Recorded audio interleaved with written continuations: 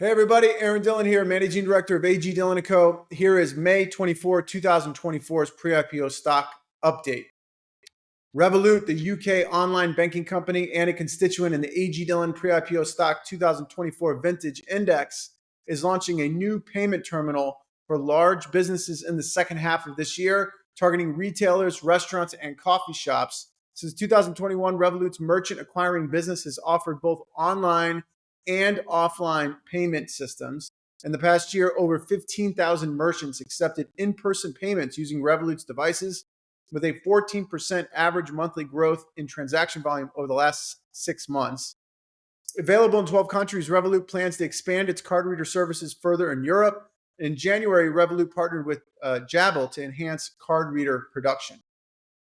In other Revolut news, the company is planning a secondary share sale worth approximately $500 million for its employees in the second half of 2024. The sale will be coordinated by Morgan Stanley.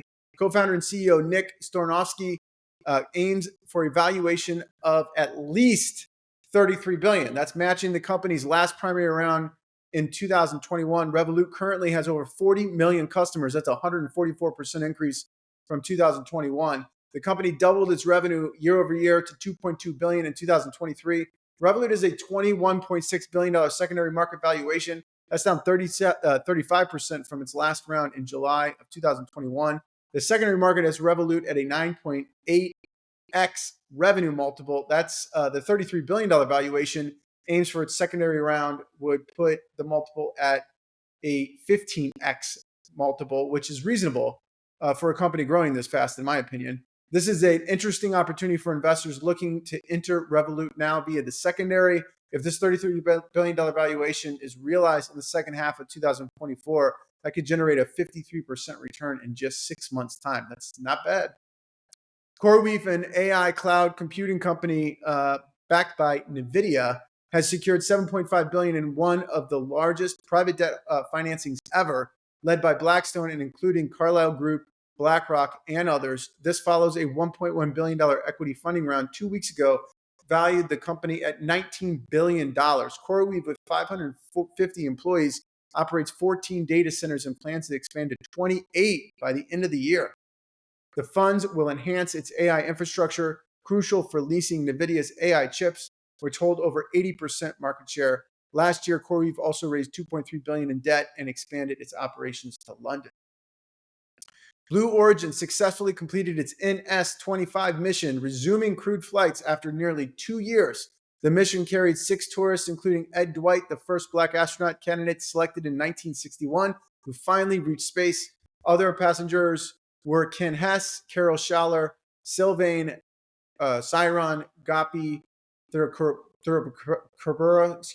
and Mason Angel. This marks New Shepard's 25th mission and the 7th with humans, bringing the total number of people Blue Origin has flown to space to 37. The New Shepard rocket has been grounded since August of 2022, resuming operations after 21 corrective actions identified with the FAA following an unmanned December 2023 launch carrying 33 cargo payloads. Scale AI, a data labeling service provider for machine learning model training, raised $1 billion in a Series F round, valuing the company at $13.8 billion. That's up 97% from its last round in 2021. The funding mix includes primary and secondary investments from major institutions like Amazon and Meta. The Series F round was led by Excel and included investors like Cisco, Intel, AMD, NVIDIA, and Tiger Global. Founded in 2016, Scale AI's clients include Microsoft, Toyota, GM, Meta, and the U.S. Department of Defense, and OpenAI. That's a good customer list. The company laid off 20% of its staff in 2023, so increasing valuation, driving revenue, and reducing costs. The funds will accelerate the development of frontier data essential for AI advancements. Scale AI was trading in the secondary market at $7.4 billion last week, so there is going to be some very lucky investors that are up 86% overnight. Anthropic, the AI large language model company, has hired Krishna Rao to be its first CFO, a move signaling its efforts to boost revenue while managing high cash burn. Rao, formerly CFO at Fanatics e-commerce division and Airbnb executive, has raised over $10 billion in capital, including Airbnb's IPO. Anthropic, which recently appointed Instagram co-founder Mike Krieger as CPO, has raised over $7 billion from Google, Amazon, and VCs like Mineral Ventures. Anthropic is forecasting $850 million in annualized revenue by year end, up from $8 million monthly last year. Customers include Bridgewater and Asana. Anthropic has a $17.9 billion secondary market valuation, more or less flat from its last round in January of 2024. Anduril, a military defense technology startup, is in early discussions to raise $1.5 billion, aiming for a valuation of $12.5 billion or more. This round would surpass its previous $8.5 billion valuation from a year and a half ago. Founded 7 years ago, Anduril has raised over $2 billion and has doubled its revenue to about $500 million last year. The company generated $670 million in new government contracts, up 50% from the prior year. It recently won a contract to build an autonomous fighter jet prototype for the U.S. Air Force, beating major competitors like Lockheed Martin and Boeing. Anduril was trading at $13.2 billion in the secondary market before this round was announced. So this new primary round is about 5.3% below the current secondary market levels.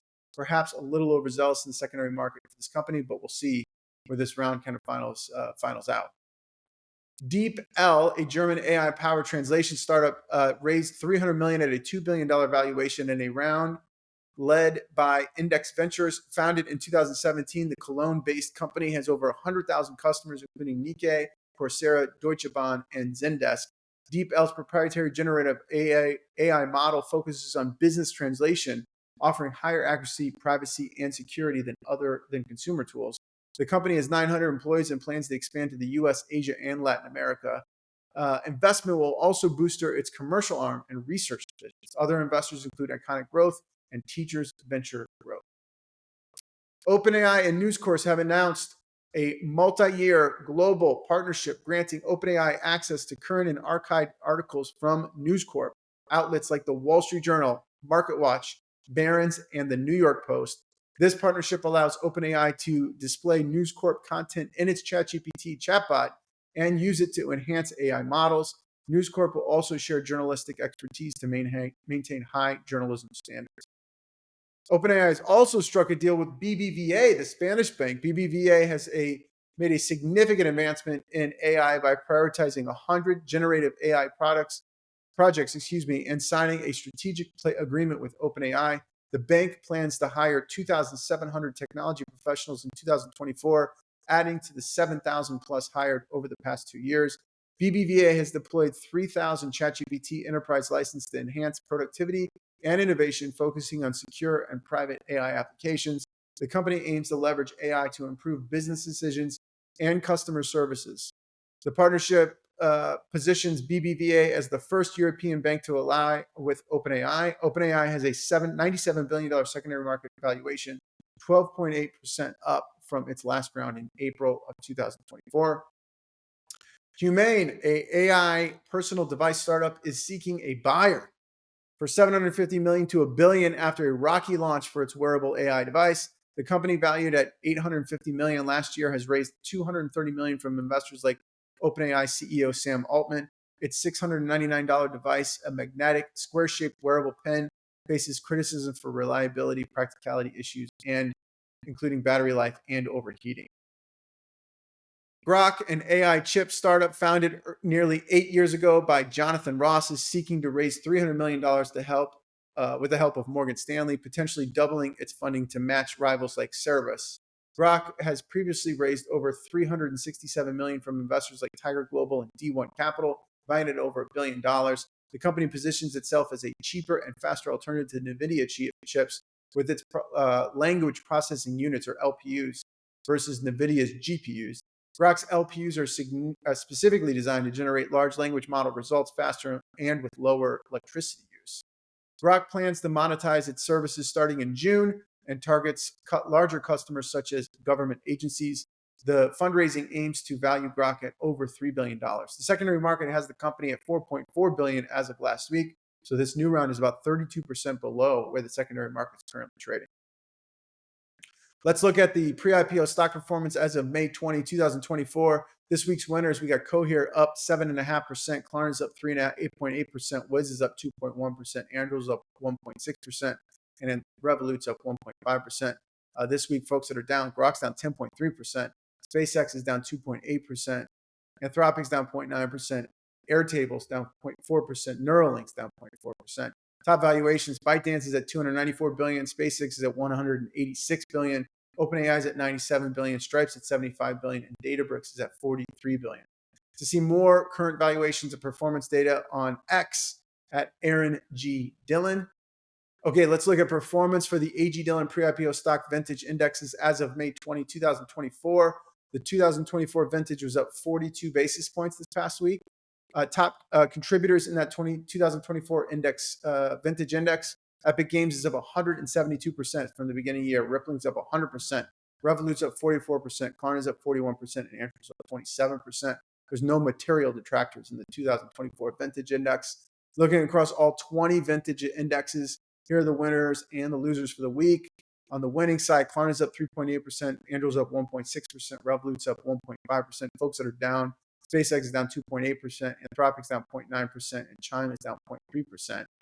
Key metric averages for all vintages over 5 years or over. So that's 15 total vintages. We have 3.31 DPI, so it's a distributed paid-in capital, 2.01 for residual value to paid-in capital, RVPI, and 5.32 for TVPI, that's total value of paid-in capital. And again, it's DPI plus RVPI is equal to TVPI. 4.1 years to return, quote unquote, return the fund for the index.